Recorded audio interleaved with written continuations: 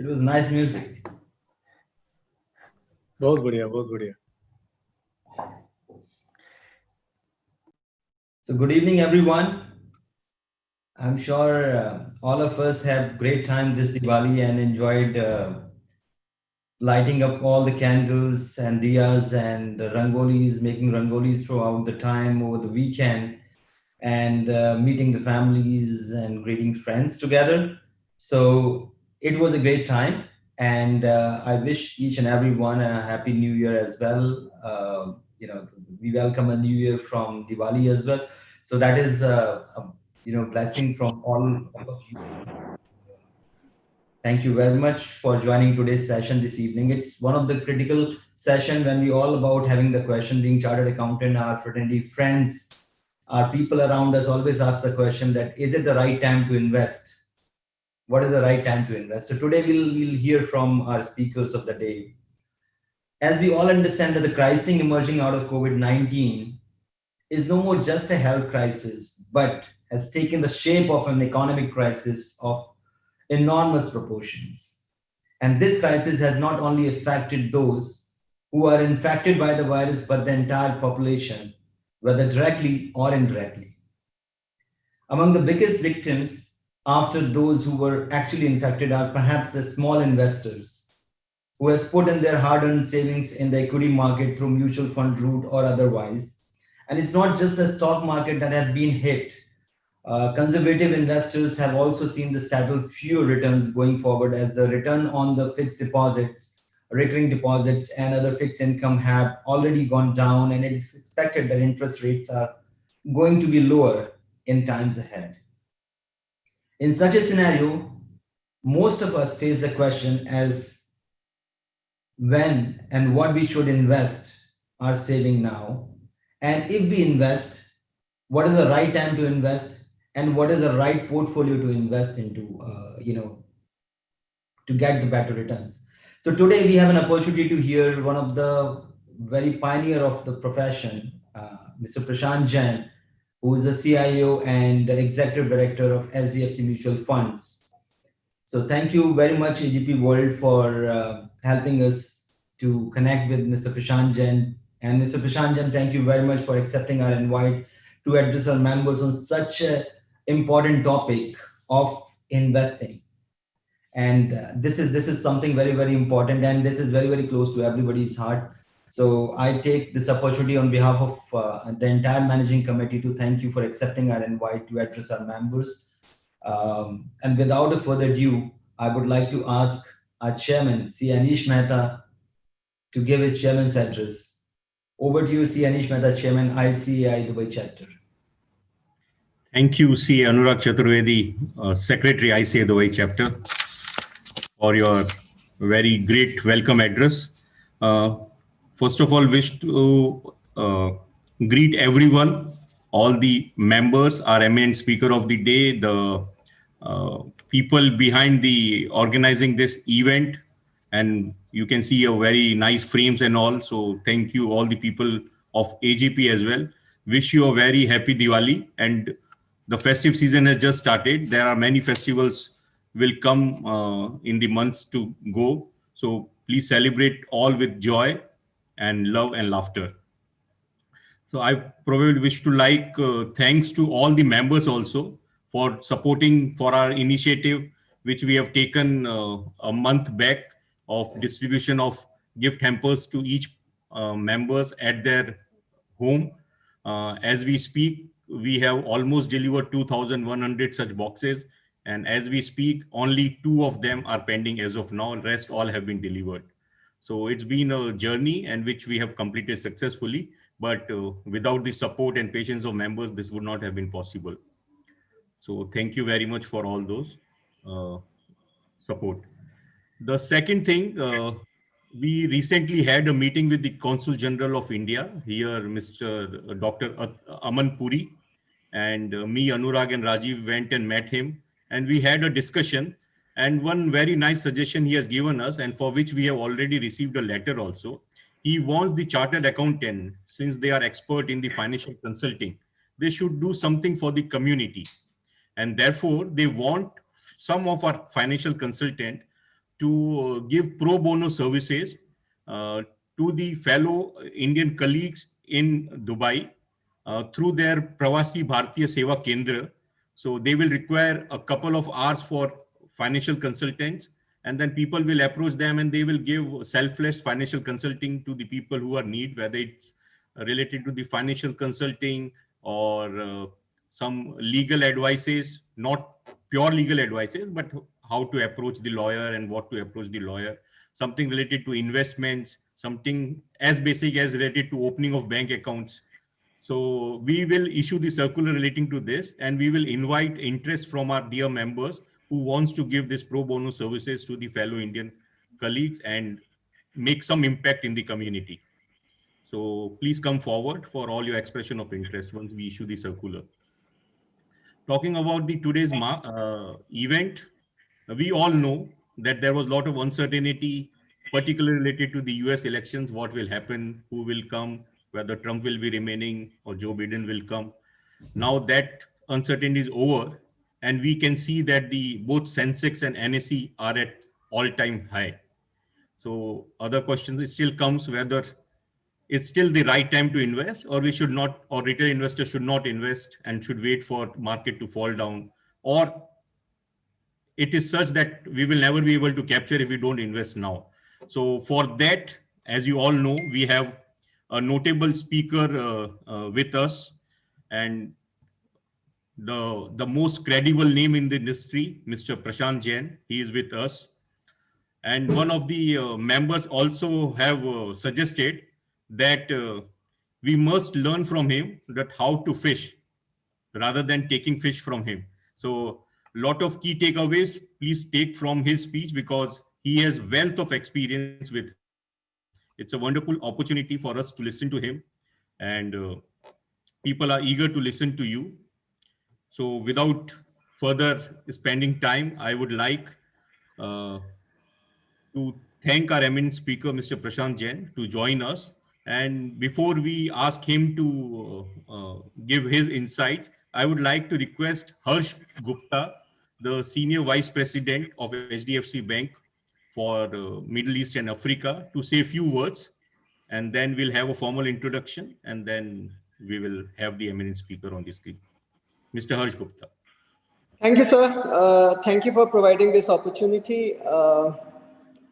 It's the second event I am doing with the ICI. Thank you for giving us an opportunity. Firstly, I'd like to wish everyone a happy Diwali and a prosperous New Year. What I can say in these times of choppiness in the markets, in our personal life, I think two things have stood out. HDFC Bank in terms of balance sheet, and Prashant Jain in terms of his approach towards fund management. These are the only two calm things which I can see in the last 9 months. I'm sure most of you must be knowing about HDFC Bank in India. I will just take a couple of minutes to give you a brief that we provide extensive services to NRIs through our offshore locations, which are Bahrain, Dubai, Hong Kong, and Kenya. Our services are specifically for NRIs and their offshore companies.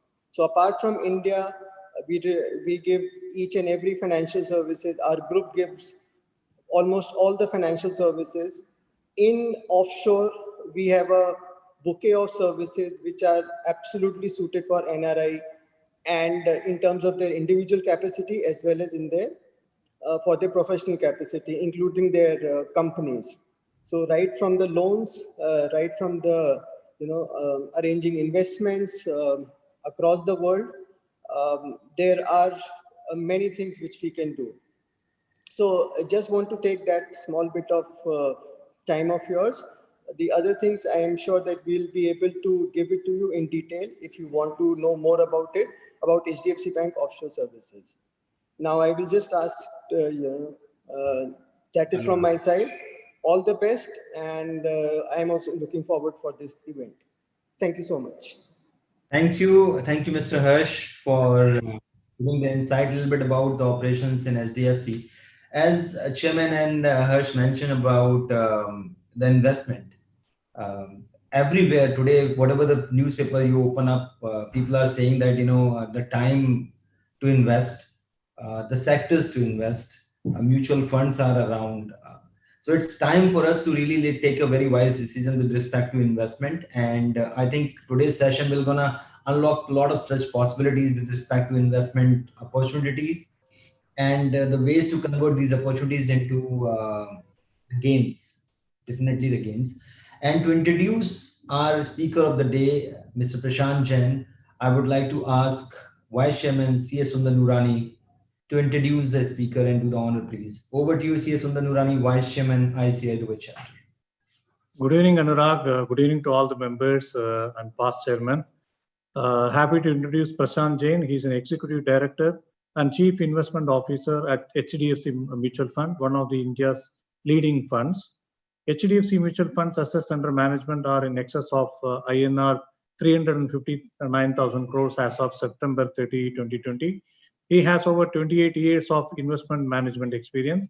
Prashant is also a manager for 2 equity schemes and 2 hybrid schemes with assets over 71,100 crore. He has the distinction of having managed a fund continuously for nearly 26 years.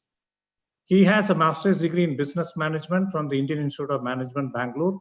Before this, he has obtained a bachelor degree in mechanical engineering from the Indian Institute of Technology, Kanpur. Prashant has worked with SBI Mutual Fund, Zurich India Mutual Fund in different capacities. He moved to HDFC Mutual Fund subsequent to the takeover of Zurich India Mutual Fund by HDFC in 2003. Please join me in welcoming our Prashant Jain, speaker of today. Thank you all. Thank you, Anurag.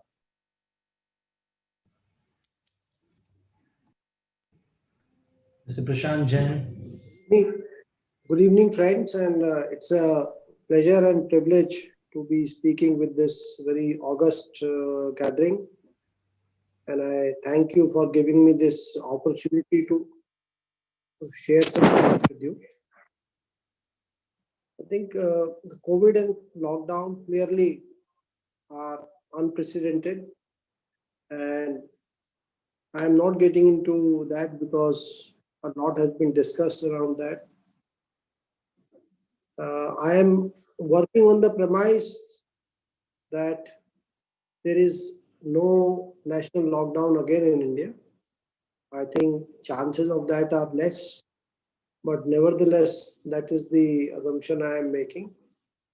And I am assuming that the things will open up, economy will open up, and over the next few weeks, months, or quarters, the life and economy will come back to near normalcy. There are 2 ways to look at an economy. One is the external side, and the other is the internal within the economy itself. So let me first focus on the external side of India. And I am extremely pleased to say that the external environment for India is probably the best over. It is ironical to be saying this in these times, but that's how things appear to be. What matters to India on the external side are basically 2 things: interest rates and oil prices. And as you know, both are extremely low. And this is what makes the external balance sheet of India extremely strong. After 16 years, we are likely to experience a current account surplus in the current year. Foreign exchange reserves are at all-time highs.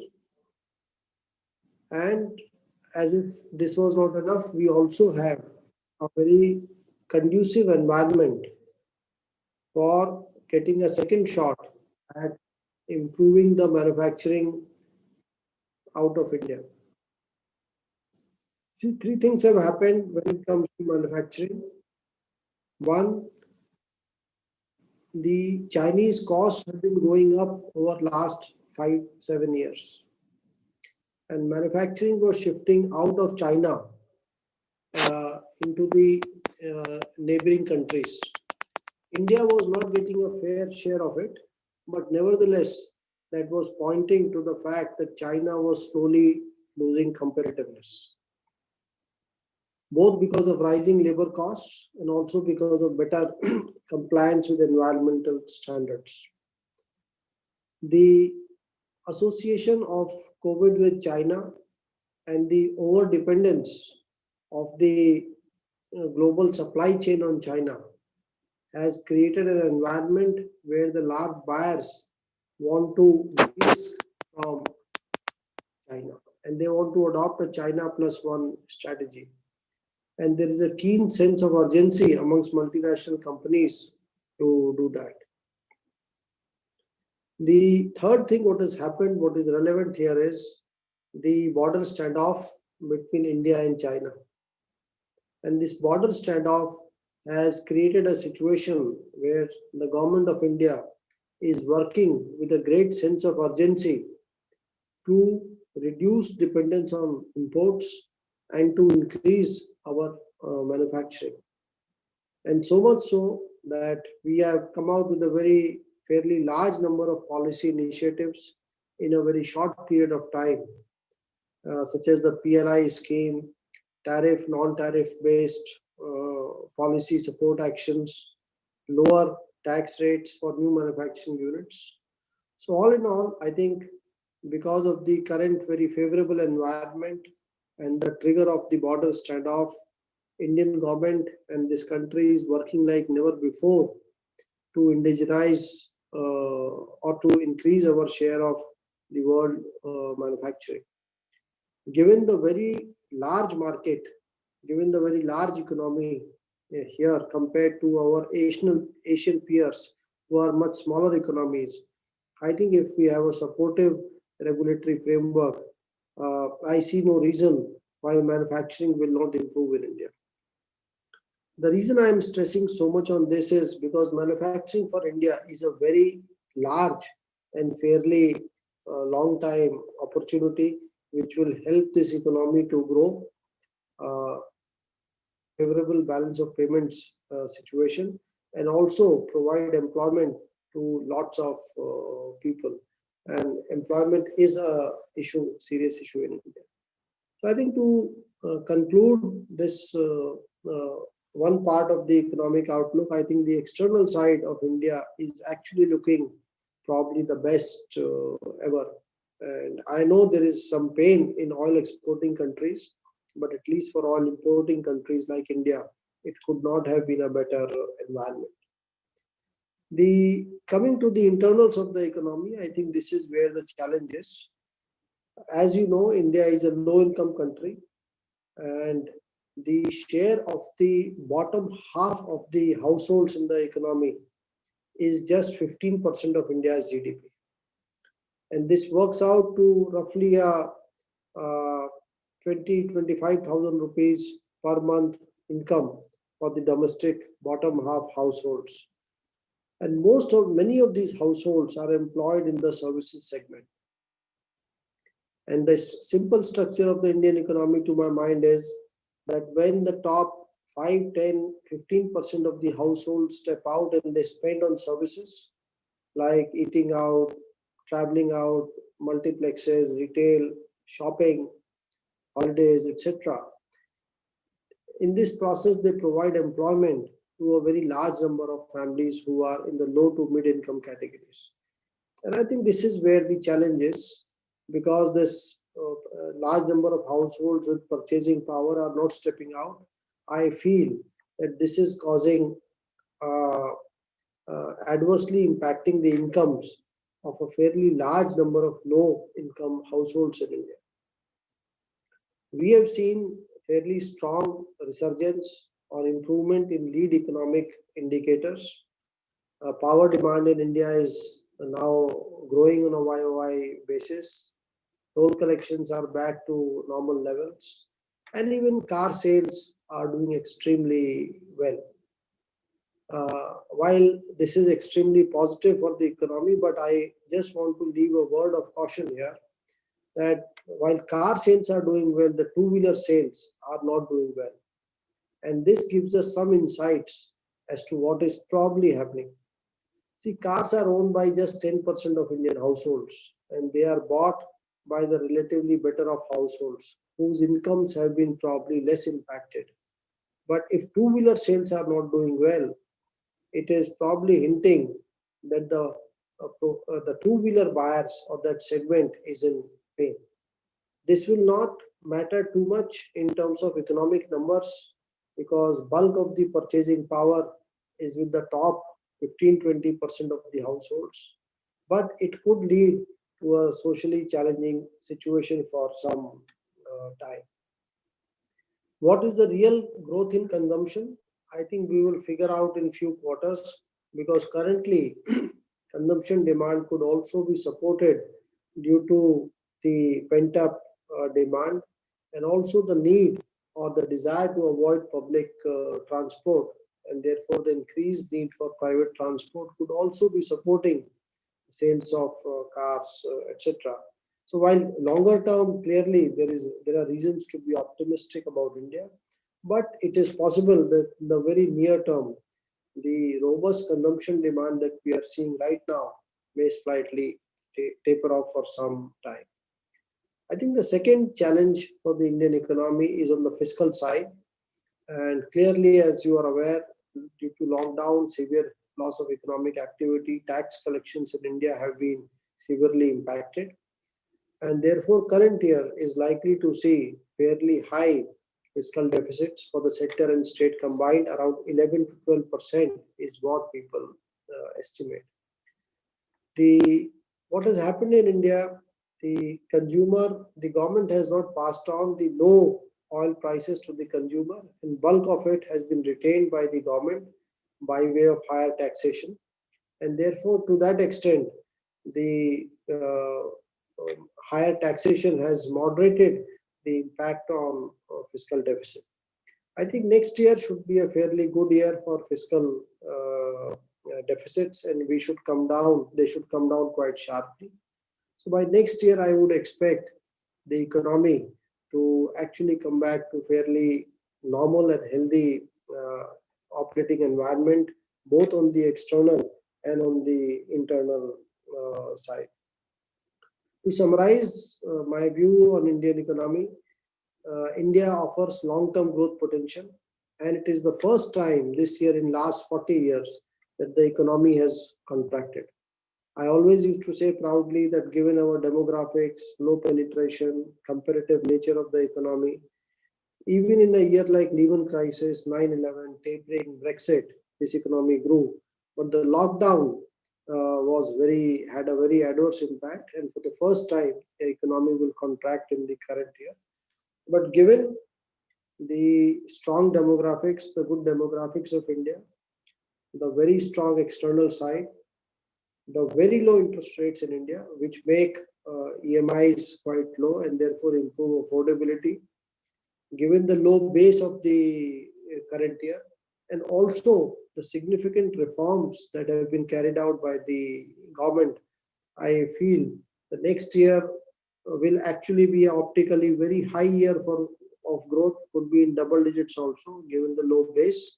But I think by fiscal 23, when this base effect will not be there, we should come back to high single-digit growth rates.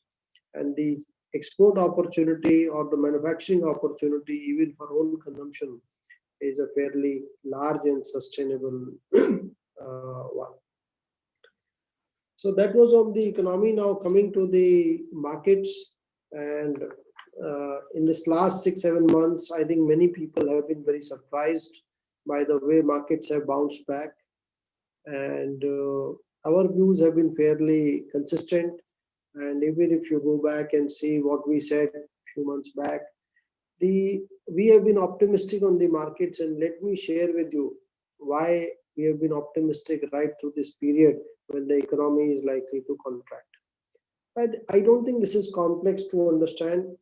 Point number one, even if you assume a business in a year like current year makes zero profits, the impact on the DCF value of the business is just about 5 to 7%. That is the most important point for one to understand, that a business makes zero profits in the current year. It should impact the share value or the market cap by just about 5-7%, because that is the impact on the DCF. The interesting thing is that profits of very few businesses are falling sharply, except some businesses like airlines, multiplexes, retail companies, where the impact on profits will be very significant. For bulk of the other sectors, the profits are actually, they have actually behaved extremely well. And the reason for that is, and what has come as a surprise to us also and to the companies, the extent of cost savings in these times has been pretty significant. So I think the Indian entrepreneur, the Indian manager has done a superb job of cutting costs in these times, and therefore earnings are seeing upgrades across many sectors, except for 2 or 3 sectors that I mentioned. The second reason why markets are doing well, despite some impact on profits in the current year, is that the cost of capital has fallen. And this is the most important point that I would like you to take away today. Warren Buffett has famously said that interest rates act like gravity on stock prices. So interest rates have fallen world over, and they have fallen in India also. So I think the positive impact of lower cost of capital, to my mind, is significantly more than the impact of lower profits for 1 year. And I think this is the most important thing that any investor should appreciate, that what is the impact of lower cost of capital on physical and financial assets. The third reason what I would submit is that even pre-COVID, even when we went into COVID, the 10-year returns of Nifty in India were in single digits. Even if you look today, the 10-year Nifty returns are in single digits. So Indian markets have underperformed for quite some time. And the markets have underperformed the rupee GDP growth of economy by a significant margin. And therefore, even going into COVID, even after this complete recovery, the market cap to GDP in India is not above long-term averages. The fourth reason, I think what you should understand, and what is, many experts have come on TV and said that the markets are not grounded in reality. In this very challenging economic environment, how could markets be doing so well? I think the point that is being missed there is the significant difference in composition of the Indian economy and the Indian markets. So look at 60% of Indian economy is services. And many of these services are in deep pain. But look at the Nifty composition. It is basically the banking services which is there in the Nifty. And strong banks have actually done quite well in this period, because strong banks, large banks have gained share from smaller banks, from NBFCs, and also from the bond markets because of certain challenging conditions. And the adoption of digital banking has been so rapid that what would have probably taken 10 years has been achieved in 10 months. And digital is very pro large banks, because large banks have a great technology digital platform, which is not the case with smaller banks. And they also have a large customer base, large balance sheet, large P&L, which enables them to spend large amounts on technology. So I think, and also at lower costs. So this environment is actually quite conducive for the large banks, and therefore it is no surprise that the large banks have done quite well. There are some concerns around the NPAs in banks, but in my judgment, and most people agree with this view, the corporate NPAs in India are now behind us. There was some concern that retail loans could see some NPAs, but please note that the customers of the large banks, the retail customers of the large banks, are the well-off customers in India. So I feel that whatever pain is there in retail loans will be experienced more by smaller banks or NBFCs. The large banks should not actually see much of a pain there. So I think that was on banking. The most stressed sectors like airlines, retail, multiplexes, hotels, restaurants, they have a minuscule weight in the Nifty, and therefore the pain what is being experienced in reasonable large sections of the economy is not reflected in the Nifty or even in the stock markets for that matter. The other components of the Nifty are the software and the pharmaceuticals, which are clearly export-led businesses, and the impact there has been quite small. In fact, software is on a very strong wicket because at times like these, businesses are trying very hard to roll out digital strategies, to roll out digital models of doing business. And in any case, the uh, uh, Indian companies have done quite well, even in a work from home environment. And they are fairly mature, robust business models. So the Indian companies are quite well placed to deliver in the current environment. And also, if you move work offshore, it leads to lower costs. So I think the rapid digital adoption is actually increasing the work for the software companies, and pharmaceuticals in any case is not much impacted. Metal prices have done surprisingly well, and that is something that has come as a surprise to us also. And that is because the Chinese economy has done extremely well, and China, which used to depress the metal prices, is actually now not an influence on global metal prices. So metal prices have done quite well. And also the very low cost of capital, I think, has made investing in certain metals uh, quite profitable, and there that could also be supportive of metal prices.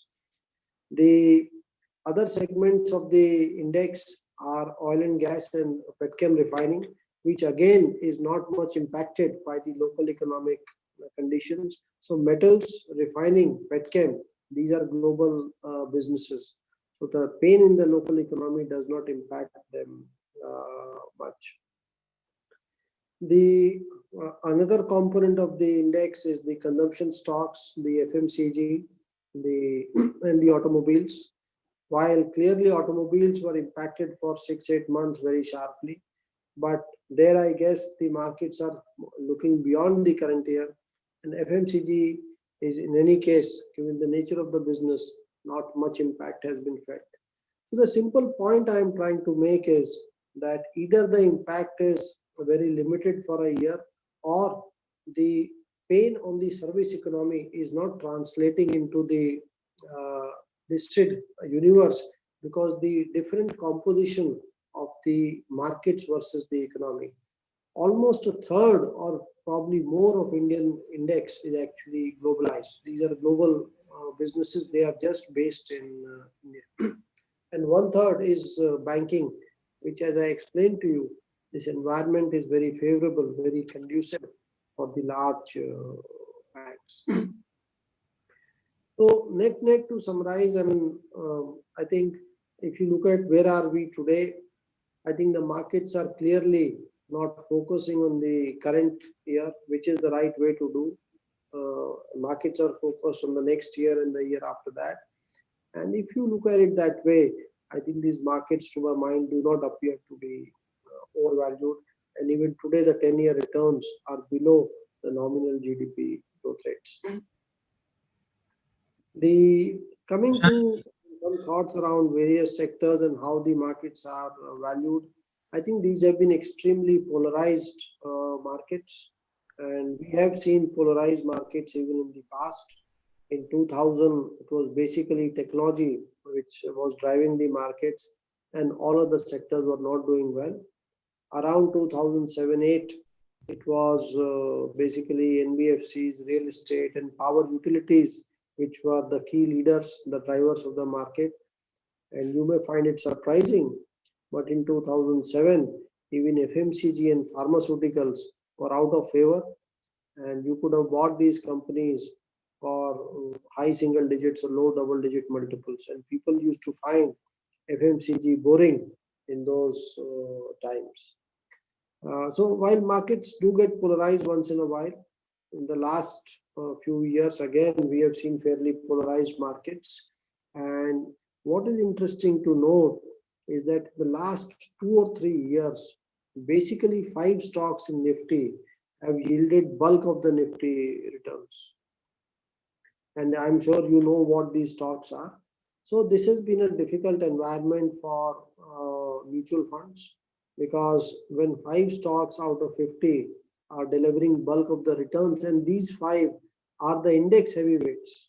So any portfolio which is holding 20, 30, 40, 50 stocks finds it very tough to beat the benchmarks in this period. And this is what has happened to funds. There is a very interesting chart in a strategy note by Morgan Stanley. And if you want, maybe I could forward that to Harsh and he can circulate it. But I will summarize what that suggests. That chart has plotted the share of the Sensex companies in the total market cap of the country. So what is the share of the 30 stocks in Sensex as percentage of total market cap of the company? And it is close to peak levels. So that is clearly telling us that over time, this market should become more broad-based. And actually that is what we are beginning to see in the last 2-3 weeks, that the index heavyweights are not outperforming, or at least as much as they used to, and the rally is becoming more broad-based, which I think should be supportive of more diversified investment strategies. Coming to valuations across sectors, and this is my personal opinion, I feel that sectors like the consumption sector, I feel, is one sector which I find to be, I would say, quite significantly overvalued, or at least to my mind, it does not have prospects of decent long-term returns.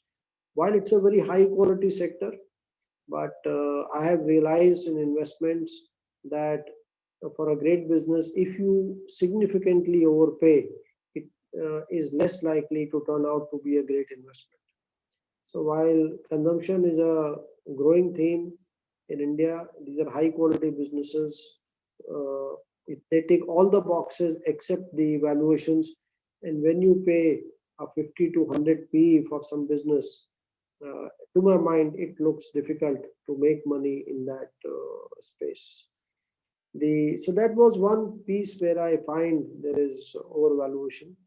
Then there are businesses which are close to fair value. And when we say fair value in stock markets, what it means is that the current profits are fairly discounted, and therefore the returns should be in line with the growth of the business in the future. And businesses which would fall or be classified, in my judgment, in that category would be the private oil and gas companies, the high quality, the retail oriented private banks, the software and the pharmaceutical industry companies, I think would fall in that bucket. Good businesses, growing businesses, and the returns should be in line with the growth of the businesses. Basically, what I am saying is in this pocket, the multiples are fair and they should not increase much over long periods. Then there is a pocket of businesses which I think are undervalued or are trading at multiples which are below fair value in my judgment. And these opinions would vary from individual to individual. So whatever I'm saying is my opinion. And I think there are certain corporate, the banks which earlier had corporate NPA challenges, both in some of them in private sector, some in public sector. I think they are deeply undervalued. Well, not deeply undervalued now, at least the private sector ones, but undervalued. Maybe the large public banks, I still think they could be deeply undervalued. And these banks, if you adjust the value of the non-banking subsidiaries, they are trading extremely low price to book value multiples. The other places where I think there is some undervaluation could be metal companies, even though they are risky, they are volatile. engineering and construction companies, because I think capex, which has been extremely weak in India, should recover over time, given the low interest rates, the intense focus of the government to push infra, and also the intense focus on manufacturing. Actually, the focus on manufacturing in India is at a level which we have never experienced anything close to this. So I think capex, both private and public capex, should do well over time. The one last piece which I find is deep value, and many people disagree with me, is the Indian utilities space. And let me spend 5 minutes on this space, because I think it is worth spending time. I mean, you may not agree, but at least it is worth sharing. See, utilities are businesses typically involved in the power sector, which have regulated profits, and given the nature of the industry, the demand is fairly stable and variability is less. Utilities in the West trade mainly on dividend yields, and they are not considered growth stocks because power demand in developed countries grows at very, very low levels. Well, that's not the case with India. In India, I think power is a growth sector. And some of you may be surprised to note that just about 5% of the households in India have access to air conditioning. And the moment you install an air conditioner, the power consumption in the house doubles. So I think power is a sector which should continue to grow for very long periods. India's per capita power consumption is extremely low, much below global standards, despite India being a tropical country. And therefore, the needs of air conditioning in a country like this are fairly high. That was one. There is now, why is this sector cheap? First, let me give you a historical perspective. Around 2007, this sector used to trade up to 3 times price to book. It was very unreasonable. It was not making any sense, but that's what stock markets do. When some stocks are going up, people simply chase and they drive up prices to very high levels. I think from that we have come a long way, and today this sector is trading below book. The same companies which were at 3 times price to book are now below book. These are large growing companies. These are AAA borrowers, and actually in some cases you will find this hard to believe, but the dividend yields what these companies offer are in low to mid single double digits. Basically between 8 to 12, 14% is the dividend yield on some of these companies. So I have rarely seen a situation like this when a company's dividend yield is 1 to 2 times the cost of debt for that company. And these are not cyclical businesses. These are not metal companies that profits could go up or down. So there is very little volatility in profits for these companies. Now, why are these companies cheap? Most of these companies are in public sector. I think with regard to public sector, again, I think there are few opinions, and my opinions could be slightly different. See, the challenge with public sector companies has not been with the businesses in most cases. I mean, there are cases like MPNL and Air India, we are not getting into that. But there are some good quality public sector businesses, and their profit growth actually has been faster or more than the private sector on an average. The challenge has been with the way government has cut stakes in these companies through ETFs, and the repeated selling through ETFs in baskets at discounts has damaged the sentiment towards these companies. And that is one reason why these companies are available so cheap. Fortunately, the ETF policy has been discontinued, and the DIPAM secretary, the divestment secretary, has confirmed as much officially in media. So we don't expect more ETFs to come.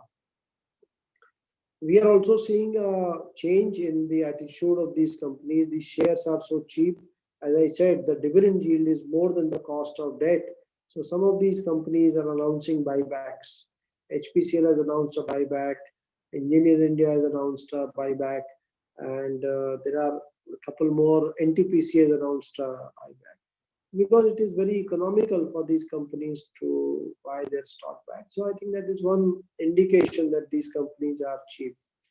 I think the second reason why these companies are cheap is because of ESG concerns. And I have a slightly different view on that. And if you look at the power demand in India, it peaks between 5 to 9 p.m. on a daily basis in the evenings. And at that time, there is no sun. And unless storage of power becomes cheap, I think solar power will gain traction, but it is not an alternative to thermal power. Because who will meet the peak daily demand between 5 to 9? I think it is thermal. Therefore, I think for some time to come, the demand for coal and thermal power in India will continue to increase. So also I feel that there is less to differentiate between burning coal and burning petrol and diesel or burning gas. All are hydrocarbons. And in Europe, I am told there is a move that even gas will not be classified as a clean fuel. So I think there are some consistencies in this ESG approaches, and some of these are not grounded in reality. For example, if you don't have thermal power in India, then this whole country will go powerless. And I think that could be a very, very big social impact. So I think anyway, the concerns around ESG have also made these companies extremely cheap. And this is one sector which I find is in deep value. And but I have shared with you the concerns as well. I think to summarize, and before I try and answer any questions that you may have, I think India has always been a growth economy, and that is because of its demographics, because of the stable political and other administrative, judicial structures, the rule of law, the comparative wages in India. It is a country rich in natural resources. Solar power is one good example, fertile land, water, etc.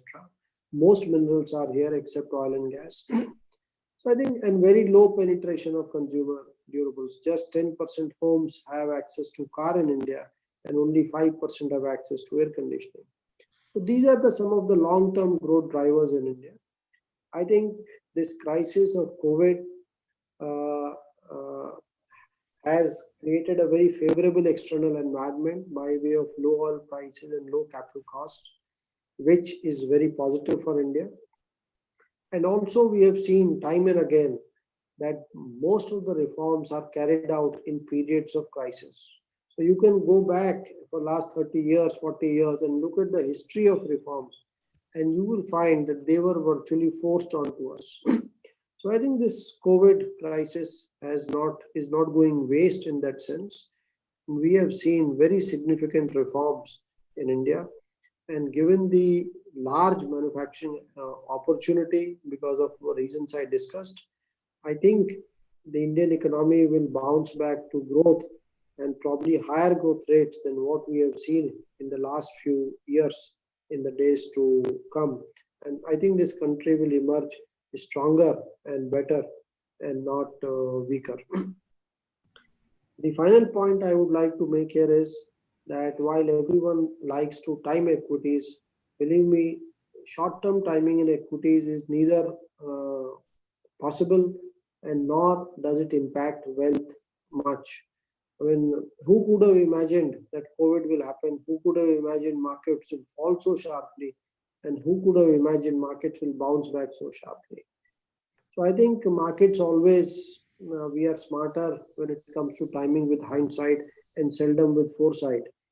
And in any case, at times of crises, when the best times to invest are there, no one invests.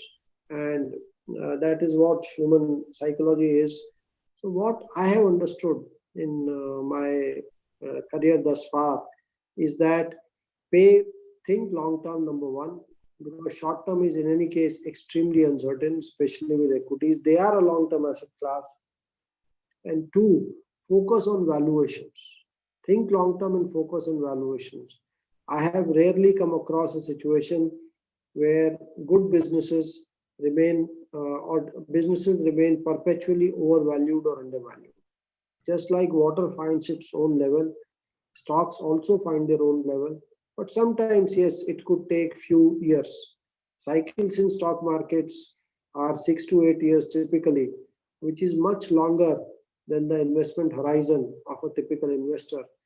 And that is why, while equities are very simple asset class, they are not easy at all, because they demand, apart from good understanding, which is not difficult to my mind, what they demand is lots and lots of patience and discipline to focus on value. That has been my experience. And Mr. Buffett has put it very nicely that once in a while the stock markets, stocks trade at crazy valuations. I think what is meant is both very high and very low.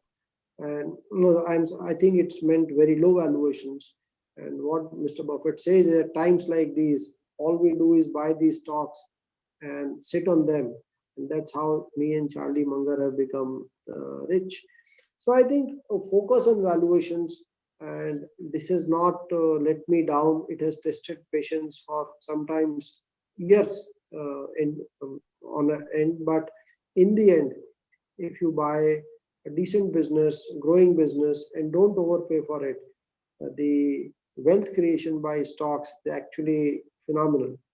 And I'm sure you appreciate that the Sensex itself is up 400 times it's up 100 has become 40,000 in 40 odd years.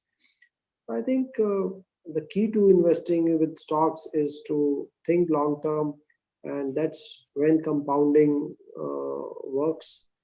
And one final point I want to add here, please don't ignore the low cost of capital. The interest rates in India post-tax, I think they would be definitely lower in the Gulf. In India post-tax on fixed income, you will get 3 to 4%, maybe 3 to 5%. And these are extremely low cost of capital, especially for a fast-growing country like India. And this makes the opportunity cost of investing the lowest ever. Let's say equities don't perform for 3 years. One, the dividends are still there, and in many companies I mentioned the dividends are more than the fixed income returns. But even if you assume the dividend yield is just 2%, when your fixed income is 4%, all you can be worse off is 2% a year over 3 years, which is a very low cost of investing in equities. So I feel that when the headlines normalize, when COVID normalizes, when life normalizes, when headlines change, a lot of people across the world, in India especially, will be very upset with the very low fixed income returns. And therefore, I feel over time, we should experience significant flows into equity markets in India. So I'm quite optimistic on this economy and on the markets, especially given the very low cost of capital, which over time should impact the markets favorably. But let me warn you, let me give you a word of caution that my views could be biased because this is what I do for a living, but I honestly believe in what I said. So thank you very much for a very patient hearing, and I'll be extremely happy to answer any questions that you may have. Thank you, Prashant Jain ji, for such a great insight. I mean, it's very helpful to hear the perspective with respect to equities, especially different sectors that you explained, the shortcomings and the benefit and advantages around, and how shall we look into the equities, versus when we look into investing long term. And when I ask about the questions, since the time we have issued the circular, then the people were having that is Prashant Jain going to address us. So there was a lot of question, and one key question that came around here with a lot of members, that whenever we hear any investor, any chief investment, the person and a strategist, for them, every time is good time. For them, they never say, look, this is not a good time to invest. So this question, how do you address, and how do you answer this particular question that is it the right time to invest? Will you say yes? If yes, then what is the what is the background behind it? And if you say no, then why you will say no? I mean, as compared to other people say. So this is a very question that you probably take it in your own way, actually. See, equities are a very simple asset class, but they are not easy. And why is it so? Because for every day, crores of shares are trading. And what does every trade represent? Every trade represents for the same company at the same time, at the same price, with the same EPS, two very opposite opinions. The buyer thinks it will go up, the seller thinks it will go down. And only one of the two will be right. So I think in equities, to get your timing right, by this very observation, you can feel that every person who is trading, only half of them will be right. Because every trade represents two very opposite views. I think it is, when you try to time the markets, it is like tossing a coin. It could be heads, it could be tails. And I mean, Mr. Buffett has put it very nicely, time in the markets is more important than timing the markets. See, when you are talking of timing the markets, your 100 rupees could become 110 or it could become 90. But investing is 100 becomes 300 or 400 over 5 or 10 years. So you can see that timing is neither possible nor is it important for an investor. Now, coming to your question, you could look upon it one more way. Why do equities give us higher returns? If you and I were able to time equities, then why should, if the risk was taken away from equities, then the returns should also fall. So I think the higher returns from equities are a compensation for the uncertainty of returns, for the volatility of returns. Now coming to your other question, that people like me are generally positive on the markets. See, it is not always the case. And if you want, and probably Harsh would recall, in 2008, we had written a note clearly saying that these markets are very expensive. In 2000, we did point out again on record that software was significantly overvalued. And like today, I suggested to you that to my mind, consumption stocks are very expensive. And I've been saying that for 2 years and I've been wrong, but I continue to say that. So I think it is, but where we are coming from, where that impression is coming from, if you think long term in India, in a growing economy like India, over long periods, there has generally been a promise. And let me give you a reason for that. See, after 1992, when Indian markets traded at 40 PE in 1992, after that, Indian markets have rarely traded above 25 PE. And briefly, we were at 25 PE in 2000, and briefly, we were at 25 PE around 2007. And then too, these markets were at those PEs because of certain very few sectors like IT in 2000 or real estate power in 2007. I think by and large, if you look at last 20, 30 years, barring 92, these markets have never really been very expensive across the board. In 2007, FMCG pharma was very cheap. I think that is one reason why people like me have been generally optimistic. And think of it this way, that view has by and large turned out to be correct. Isn't the market at all-time highs? Aren't the NAVs of many funds close to all-time highs? So I think, but of course, individual views could go wrong, but we for one have never shied away from calling an expensive market like one. But as I said, markets that have been really expensive across the board, we have not seen such situations for a long time. Thank you, Prashantji, for such a good answer. I mean, I was expecting that something definitely different is going to come out from your thought process. So now I'll ask one of our executive committee members, C.A. Sheetal Soni, to take the members' question. He have been noting down these questions. So Sheetal, you can take it over and then ask all the relevant questions which you have with you.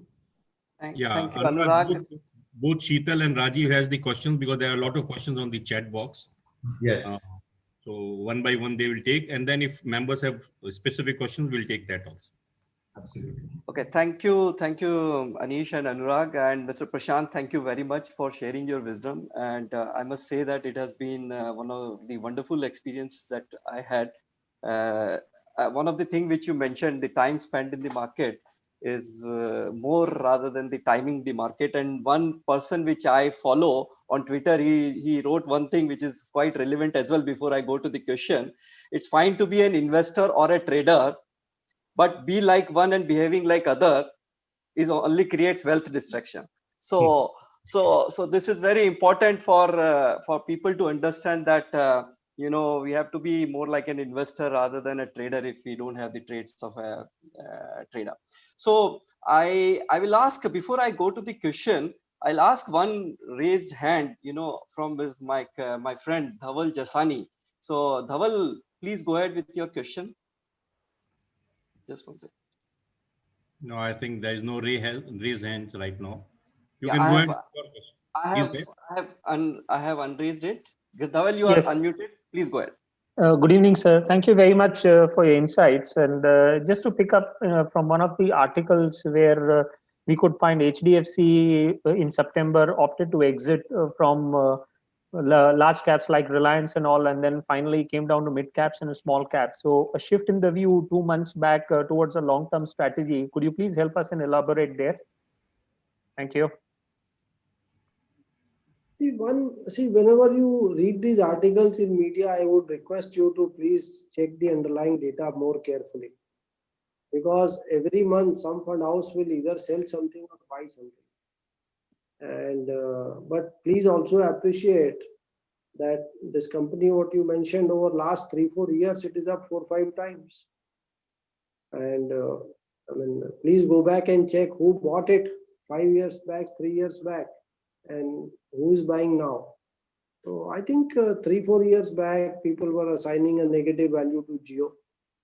And we were of the opinion that there is a good business case. And so we had reasonable exposure. And at these prices, we find, and I mentioned it in my remarks, that software, pharmaceuticals, private oil and gas, these are sectors which we find are fairly valued. I would say there is a lot of misconception around large caps and small mid caps also. See, there was a time between 2014 to 18 when small mid caps were doing extremely well. And you can go out and check any number of articles, any number of conferences where we said, look, the small mid caps, please be very careful with them. And the reason for that is very simple. See, the growth of a business is not a function of its size. It is just a function of the penetration of the business or the maturity of a business. The size of a business is a function only of the nature of the business. If you are making bearings or tires or batteries, you will be a small business. If you are making cars, you are likely to be a large business. But the growth rates are closely linked to each other. So what we have realized is that don't confuse growth with size. And HDFC Bank is a great example of that. It is a very large bank and you know its growth rates. And there are many small banks, much smaller banks. Where are they going? They are not able to match. See, typically the leaders in any business outgrow the smaller companies. Typically, I am saying, not always. And that is because the large businesses have competitive advantages that enable them to grow faster. So I would say in this market, in any case, the large, the small, the mid-cap companies, I think there is not much divergence. There is not much dispersion in valuations. What happened between 2014 to 18 was an aberration. We have not seen that kind of a gap between large and small mid-cap businesses. And that happened and that has corrected. You know what happened to small mid-caps after 2018. And today, if you look at the long-term returns of Nifty, Sensex, BSE 500 or small mid-cap index, they are all the same. I would say these are markets where there should not be much divergence between small, mid-cap and large companies. And you can also see how times change. 4 years back, everyone used to say Nifty is no competition for me. I can beat, everyone was beating Nifty because the large companies were not doing well. And you mentioned one of them. And today, last 2-3 years, it is basically 5 companies or 6 companies which have delivered bulk of the returns of the markets. So please appreciate, this is the nature of the markets, and whatever goes up too much, I think there is a strong tendency to mean revert. And if a good business underperforms for long, over time, there are chances that it should outperform again. So focus on valuation and be patient, and of course remain diversified. So this is what I advise to everyone. Thank you, sir. The next question will take from Mr. Vasudev Rao. Mr. Vasudev, I have unmuted you. Please go ahead. Thank you, Sheetal. Hello, can you hear me? Yeah, please go ahead. Okay, thank you. It was a very nice presentation, Mr. Jain. And I just wanted to add here, you have mentioned that, a lot of this, like many of the people feel that this is a liquidity driven market because of so much stimulus being pushed around all over the world. Plus, like you said, the returns in other areas like deposits or thing is so low that people are turning to equity market. Now, isn't this a danger that everybody going into equity market thinking that there's a great, much more money to be made, and one fine day this bubble will burst and everybody will lose their money? I mean, this is my, I think this is what generally everybody is feeling that. I mean, many of the people whom I talk to, I'm a long-term investor, I know, but this valuation part, because everybody is pushing and everybody is buying, it's a bull market. I hope you understood my question. So, Mr. Prashant, I would assume the question is around people typically go for storage of wealth for bond market and for making money in equity market. So, is this a good time to only focus on storing the wealth or make wealth as well from equity? See, I think there are 2-3 issues there. One, see, I would disagree with you that there is a bubble. It is your perception. And I don't think it's the right perception. Because after all, for 10 years, the returns of Nifty are in single digits. So if India's market cap to GDP is around long-term averages, then how can we say it's a bubble?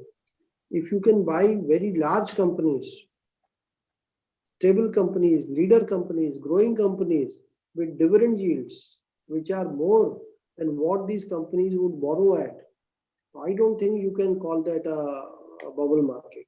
So there are no signs of a bubble here. Except, as I mentioned to you, in the consumer space, I find the multiples to be very rich, but that is 15-20% of the market only.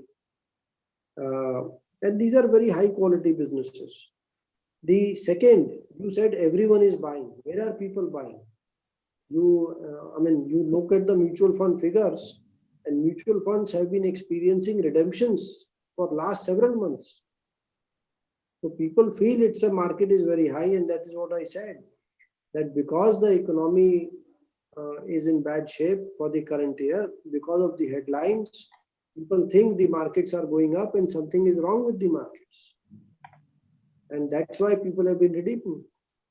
So I don't think everyone has been investing in equities in India, and but yes, the direct activity has gone up a bit, but that is mostly around trading and not about investing.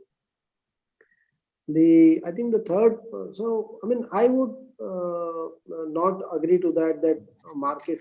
And see, the low cost of capital is a reality. So you might say that how long will it remain low?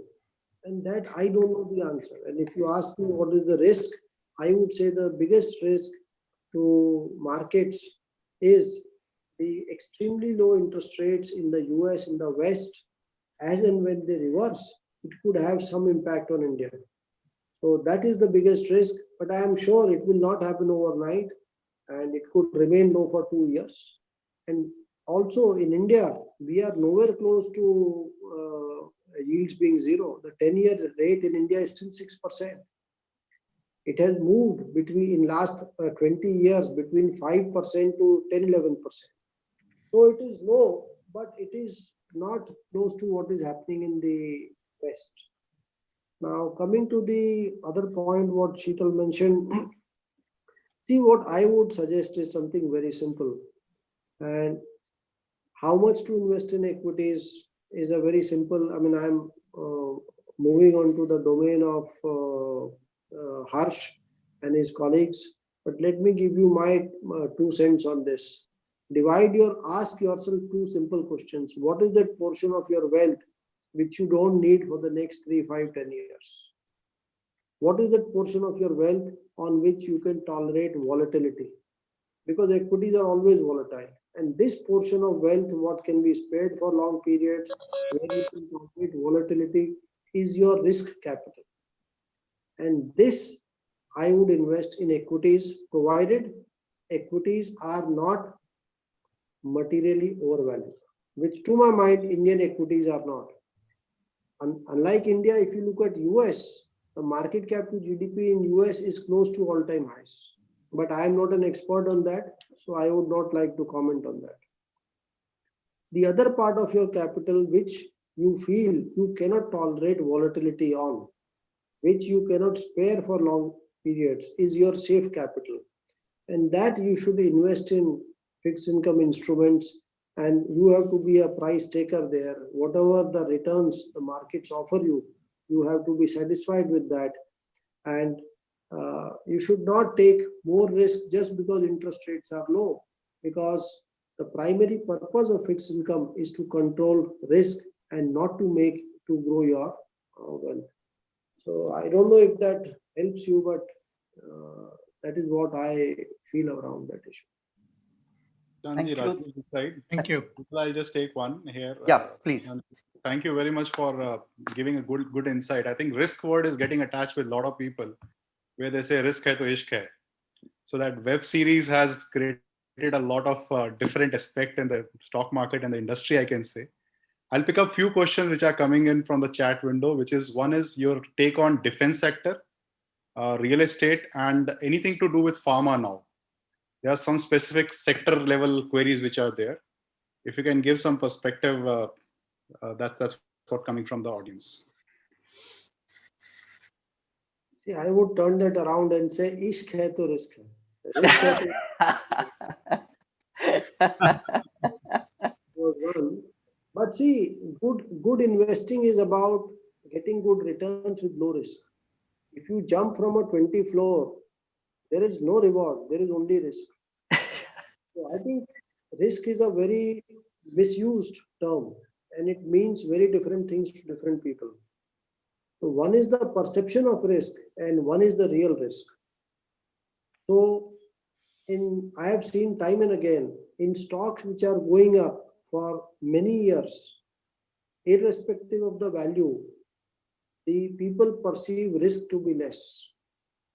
Everyone happily bought technology stocks in 2000 and they lost 50, 90, 99%. Everyone bought real estate companies in 2007, utilities, and you know what popular IPOs were there. What happened? The perception of risk was not there, but the risk was actually very high because you were paying, a very crazy price for these businesses. So to my mind, risk is not volatility. Though most investment world thinks volatility is risk. To my mind, risk is overpaying for a business or buying a business which is not sustainable. And in both these cases, you can cause permanent damage to capital. So 100 rupees becoming 90 or it earning less than something else is not risk to me. Risk is when over long periods, I cause permanent damage to my capital. And you can avoid that by buying businesses which are sustainable, growing, and cheap. And stock markets give you that opportunity every few years. So whatever stocks are not doing well, they become cheap. The businesses are doing well, stocks have not done well. So look for cases where business has grown, but stock has not grown. It is out of favor. It is likely to be cheap. The perceived risk is very high because stock is going down, but the real risk to my mind is quite limited, at least if you have a medium to long term horizon. Now, coming to the sectors that you mentioned, defense, real estate, and pharmaceuticals. The real estate, I don't want to comment because my understanding of real estate in the listed space is not up to the mark. So let me pass that question. Defense, I think India is the world's largest importer of defense equipment in the world. And there is a key policy initiative that we will indigenize, we will make in India. And the government is coming out with a negative list of imports for defense equipment, and that list is growing rapidly. So I think, and especially given the situation on our borders, I think the defense spends in India will grow and not come down. And the future is not about number of soldiers, but it is about equipment. So I think defense is a growing sector, but most of the defense companies in India today are in the public sector. They are very dominant businesses. They are not monopolies, not by law, but they are dominant in the businesses. But in many of these companies, the government stake is still pretty high. They are much over 51%. So it is possible that the government may continue to sell down its stakes in these companies. But if you ignore that, I feel these are businesses with very high competitive advantages, with extremely high entry barriers, with very strong balance sheets, and they are trading at fairly attractive valuations.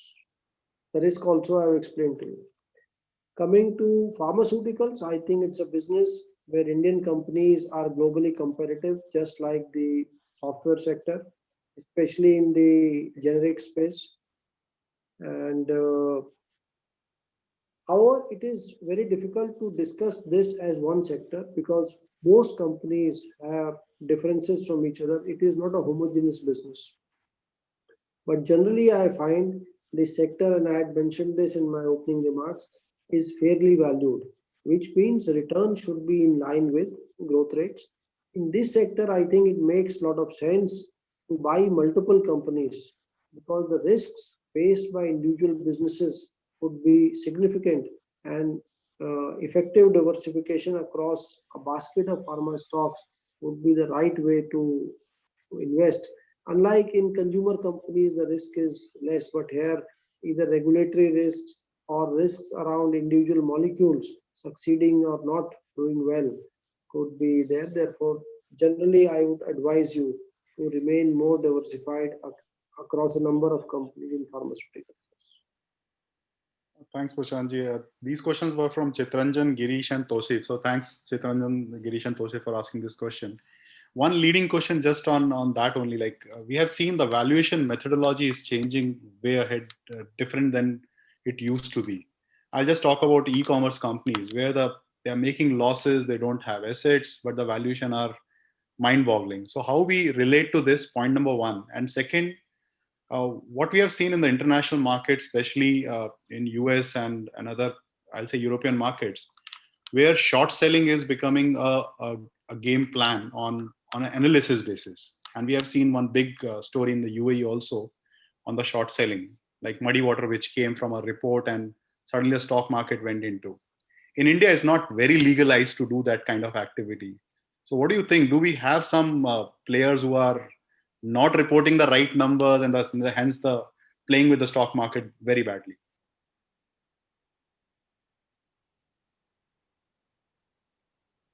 See, I mean, the answer to your first question, I don't think the valuations, the tools can change. I mean, ultimately, everything is DCF. So, and I don't think there are two ways to value a company. It It is just DCF, and whether it is PE or price to book, they are all approximations which are derived from the same DCF. But it is true that in this days of internet and digital businesses, many businesses make losses. But in this world, if you dominate a space, I mean, the winner takes all. And that is unlike the physical world, where multiple businesses in the same segment can make some profits. There, the leader typically takes away almost all the profits. And therefore, leaders can get valued at very high multiples. And we have also seen that to acquire that leadership status or dominant status, you may have to burn cash for many, many years. So, but still I would say, I mean, whether a business is overvalued or undervalued, only time can tell, depending on how future cash flows pan out to be. And many such businesses have gone bankrupt, and many such businesses have turned out to be dream investments. And I'm sure we know all these names. So I would say nothing is changing, but yes, the nature of the digital world lends itself to dominance far more than the physical world, and therefore the rewards from winners could be much, much larger, but there are many failures also. Coming to your second question, I don't think I understood, and I am not familiar with what happened in Middle East. But see, by and large, corporate governance in India has been quite good. And we have had accidents, examples of weak corporate governance across the world. And I'm sure you know such companies in US, you know them in Europe, you know them in India. But in India, in percentage terms, I think there are isolated examples of at least companies of any reasonable size over 30 years, which were fraud-like situations. Of course, people do make allegations once in a while. And I mean, a short seller will try to break the price. And I'm sure some people attempt that in India as well. But I would say the Indian markets are fairly deep, liquid, and I think India is one of the few markets where you can short sell without having the stock. You can. There are individual stock futures that trade in India, which is I don't think in US you can short the index, but to short the stock you will have to borrow the stock. So actually, some of the sectors in India which are deeply valued, undervalued in my opinion, are favorite shorts of some market players, and that is one reason why they are extremely cheap. But I don't think we should confuse that with the quality of these businesses. I think what you were referring to is someone making right or wrong allegations or figuring out something negative about a business, and can that lead to collapse in stock price? Yes, it can.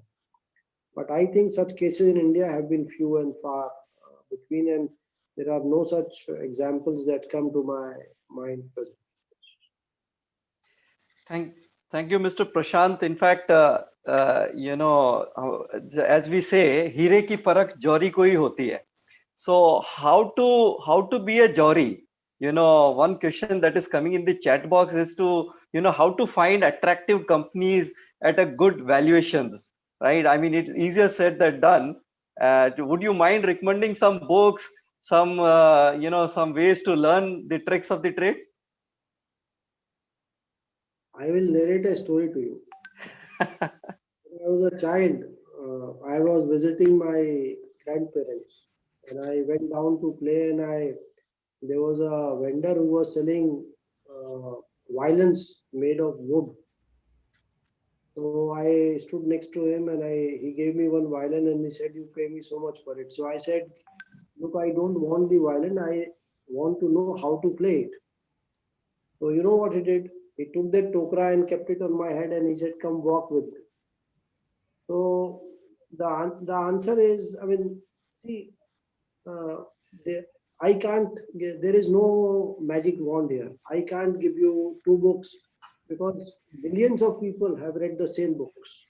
Correct. And these books are too well known for me to repeat. So I think you will become good at whatever you do repeatedly over time. if you are learning from your mistakes, if you are open to views, and so you hear everyone, you absorb what you think is good. But if you are making mistakes, please don't learn from them. And so success is a lousy teacher and failure is a great teacher. So the more I have learned is because I have made a whole lot of more mistakes than most other investors. But in the end, I would say that investing is simple. It is, but not easy. See, what everyone wants to buy is unlikely to be a great investment. Because if everyone wants to buy the same asset, it is likely to be very expensive. And that is what I have experienced. Right from 92 till date, every single extremely popular investment, barring, isolated cases like an HDFC Bank or one or two more companies which have been evergreen popular investments, barring these few companies, maybe 4, 5, 10 companies, most very popular investments turned out to be not great, because people are simply tracking momentum. People simply say whatever has gone up the maximum, that is a great investment, let me make it.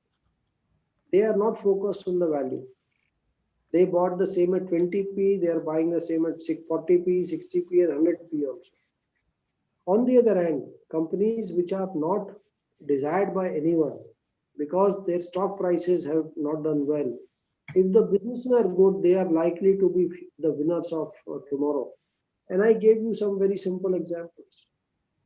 Today, utilities is a hated sector. No one likes it.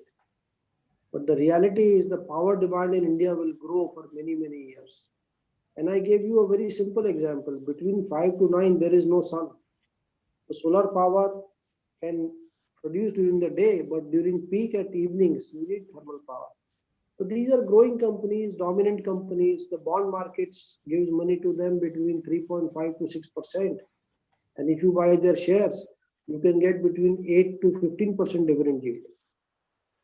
Now, these are cheap, they are growing, but you must have patience that the stock markets will value these businesses appropriately one day. I think stock markets test your understanding, they test your patience, and they test your conviction. And if you have these three, right understanding, lots of patience, conviction to stand against the markets, I think that is when you will come up with few great winners. But by doing what everyone is doing, I think it is very unlikely that anyone will come out with great winners. If you do what everyone else is doing, then the outcome cannot be too different. Thank you, sir. Thank you very much. I think we can take one question from one of our member, Bhupen. You can go ahead, please, Mr. Bhupen. Hi. I just wanted to understand. Yes, sir. Yeah, I just wanted to understand how this margin things work. When we buy the shares, we pay 100%. Suppose if I buy the shares for 5 lakhs, my account is debited by 5 lakhs, and still I get the margin statement for 20%. So when the 100% is paid, why there is a margin taken? Sir, I think you will have to consult Harsh on this. I am sure he can guide you. The right person. I don't understand this also. Because fortunately, I pay for all my shares in cash, thanks to people like you. Yes, so that is what I say, that we pay 100% and still there is a margin statement which all the brokers send again. You have to open they will always have a haircut for the volatility. So yeah, I think it has to do with the trading trading techniques. No, if we are doing a trading, if I am doing a margin trade, it is different. Then I understand that they will take the margin. But when I am buying a script, suppose for 5 lakhs and I pay full 5 lakhs, and still they say that, okay, there is still a margin for 72 hours or 48 hours. 48 hours. We will take this with Harsh separately. I'll connect you with Harsh, and then he can take this question of yours. Okay. Prashant ji, one question from my side. What is your personal portfolio mix?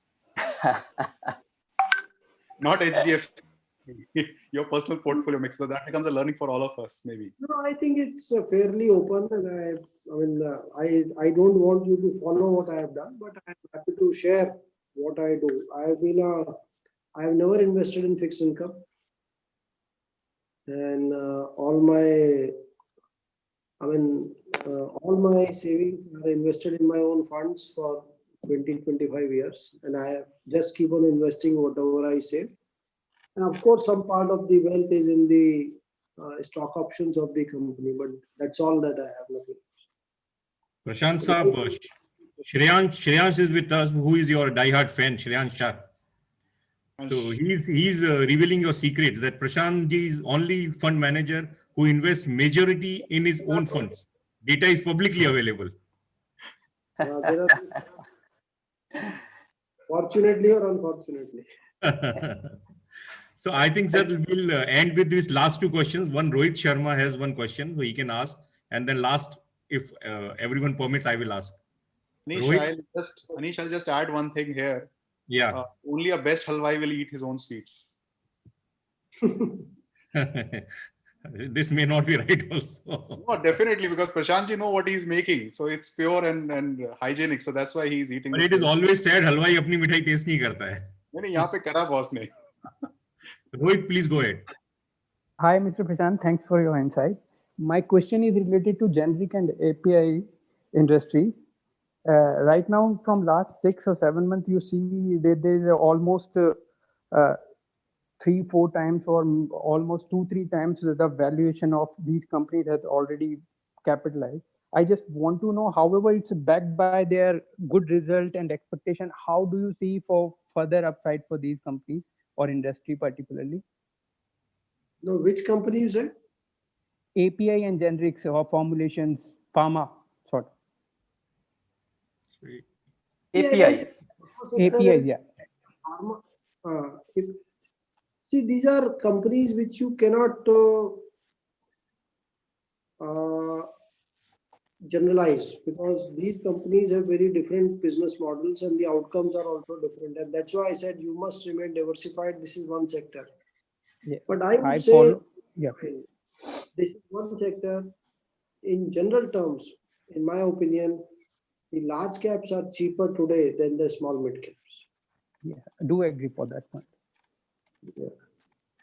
And one more point here, you said in the consumption story, you find the industry is quite expensive and overvalued. And after that, you defined by 50 and 100 P. But there are lots of companies, you as an industry, you are observing that's overvalued, but there are such companies which is not that much overvalued. What do you think about them?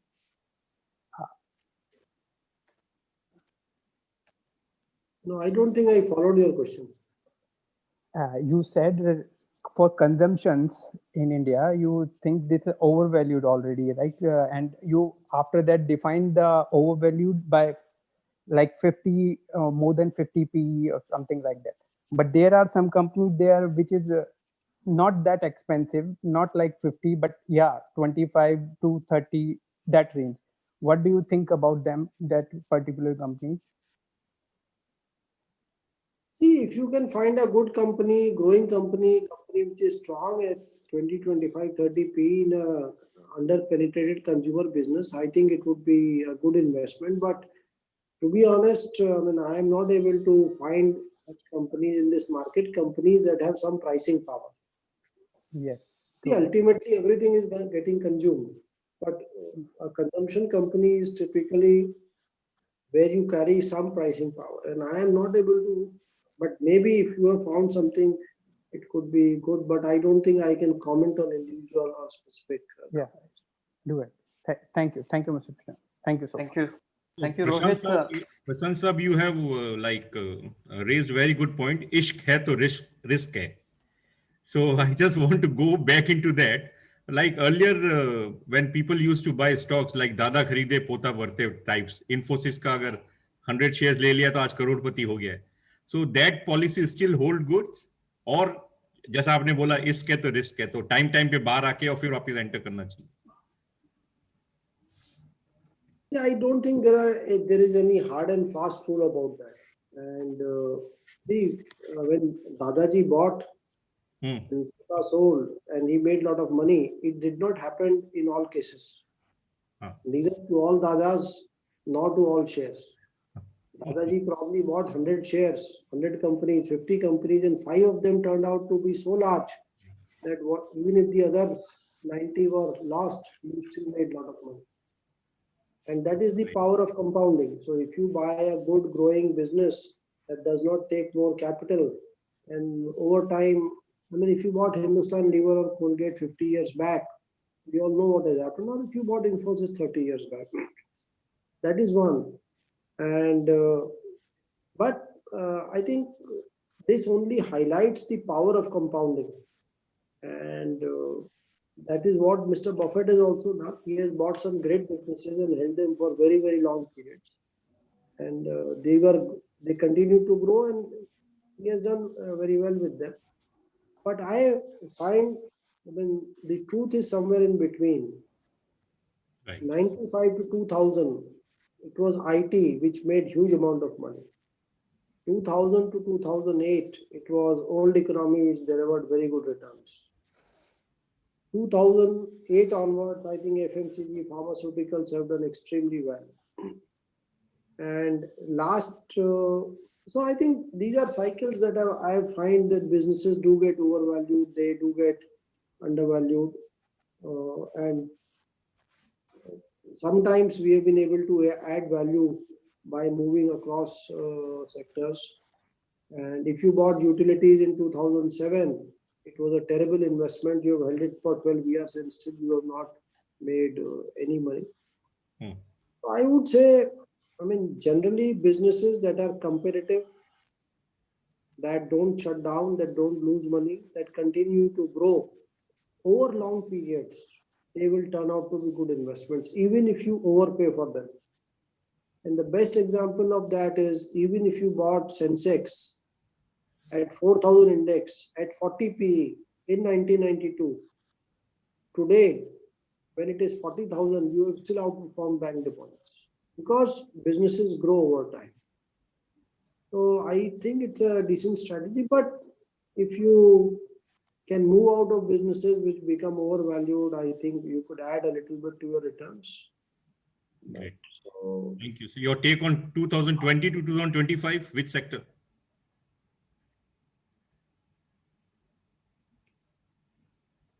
yeah, I have explained to you my opinion on the entire market. Okay.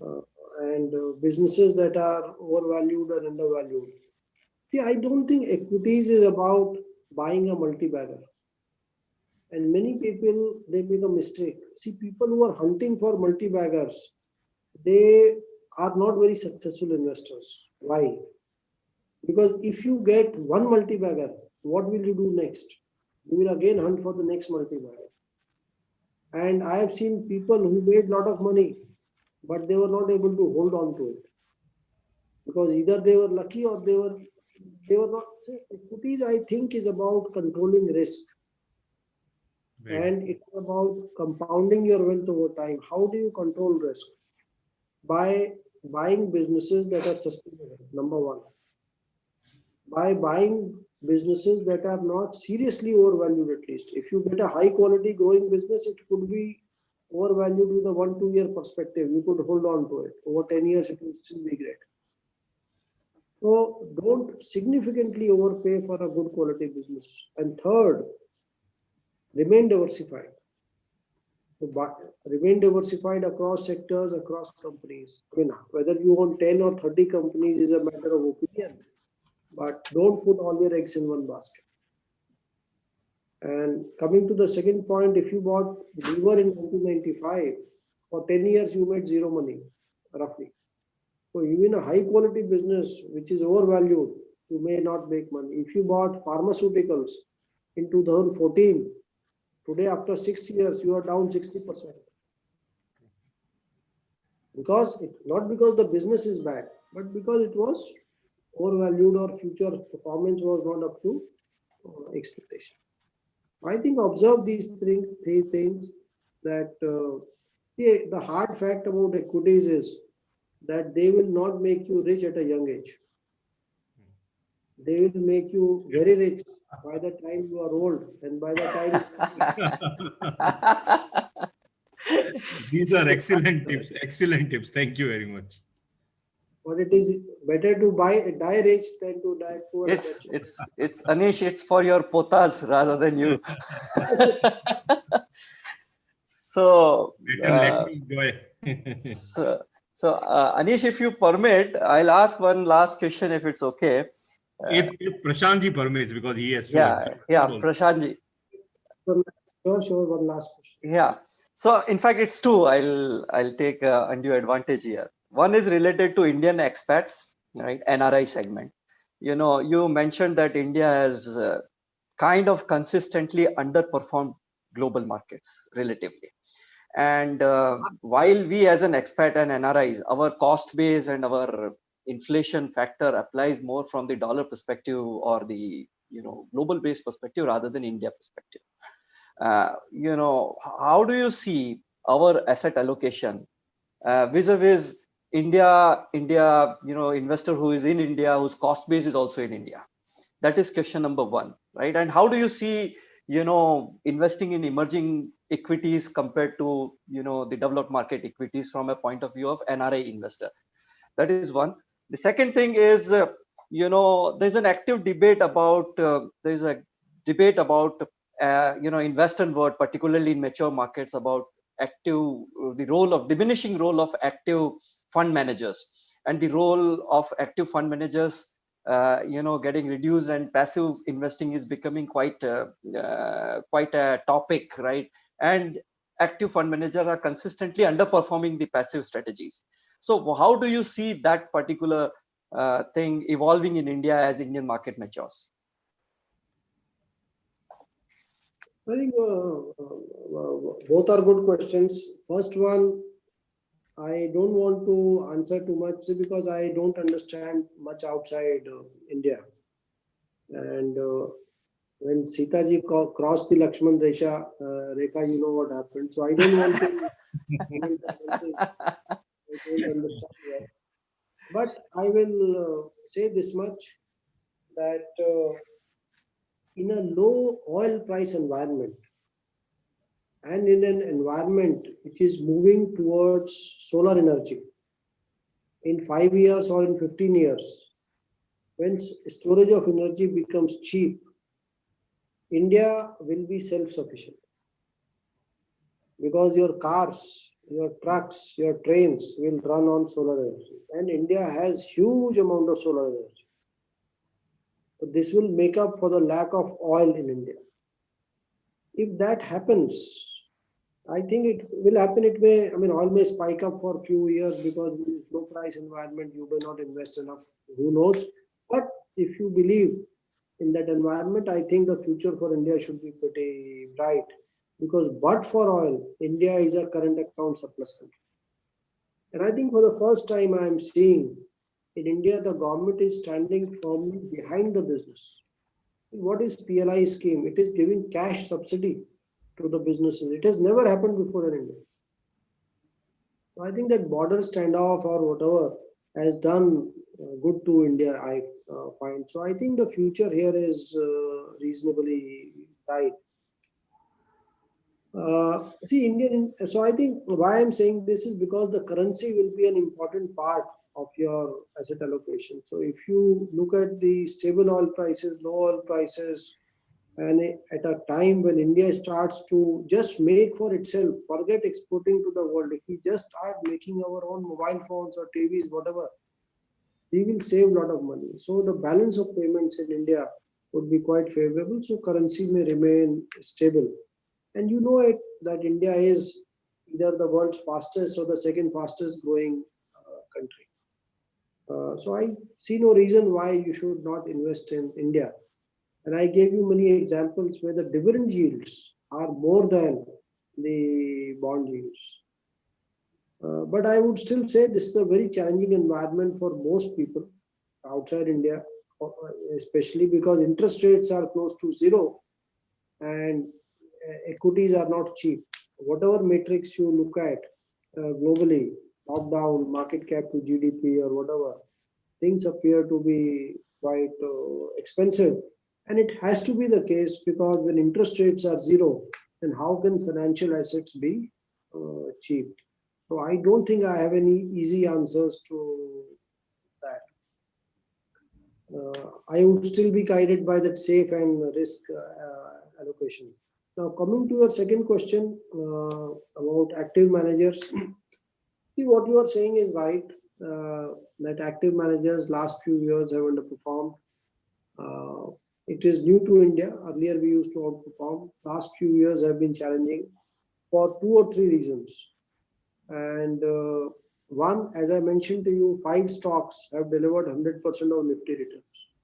Believe me, 4 years back, people used to say, I don't care about the Nifty. Don't compare your returns with Nifty. Because Nifty was underperforming. Small mid caps were doing well, but we were outperforming the benchmarks. Today, 5 stocks have delivered all the returns, so Nifty has become the most difficult benchmark to beat. I think this time will not last. It is not likely that 5 stocks will give you all the returns.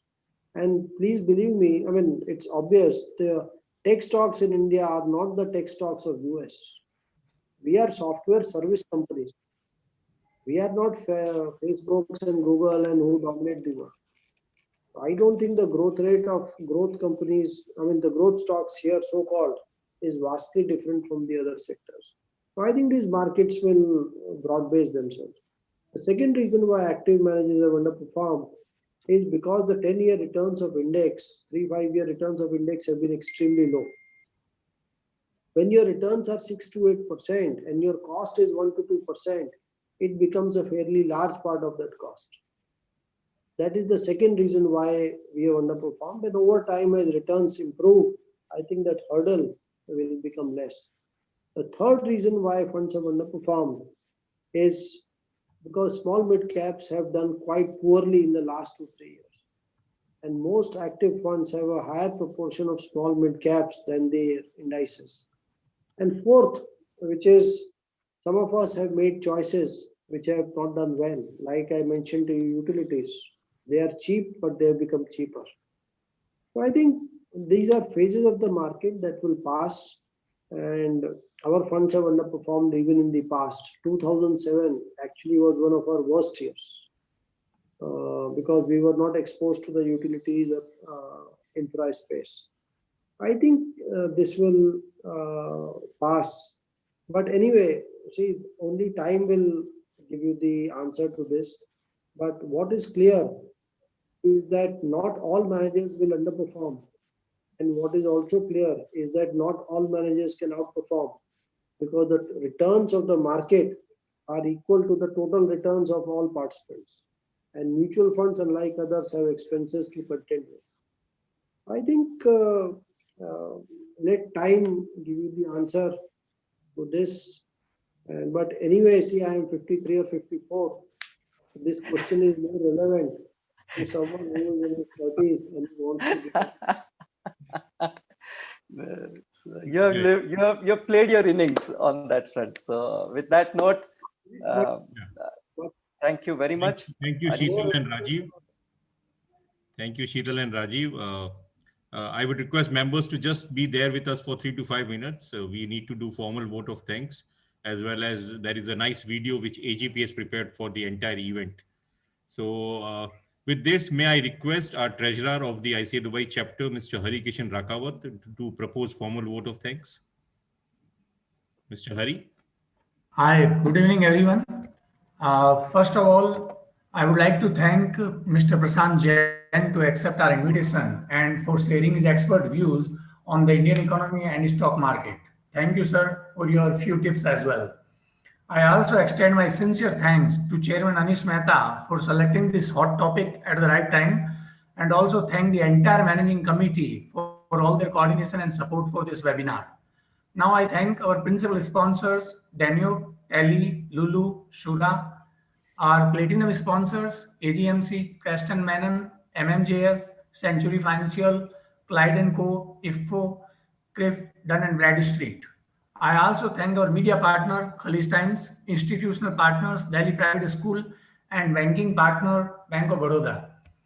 Our support sponsors for this webinar, SDFC Bank and AGP World as well. I also thank the energetic team of AGP World who were behind the screen to arrange all this logistics. At the end, I would like to thank each one of you for attending this webinar and making it one more successful event for 2020. Stay safe and stay connected. Have a nice evening. Thank you. With this, can I request AGP to please present the certificate of appreciation to our speaker? Prashant Saab, this is for you, a virtual certificate. Thank you. And thank you very much once again for enlightening us. Thank you. And thank you all the members. Can we have the video, please?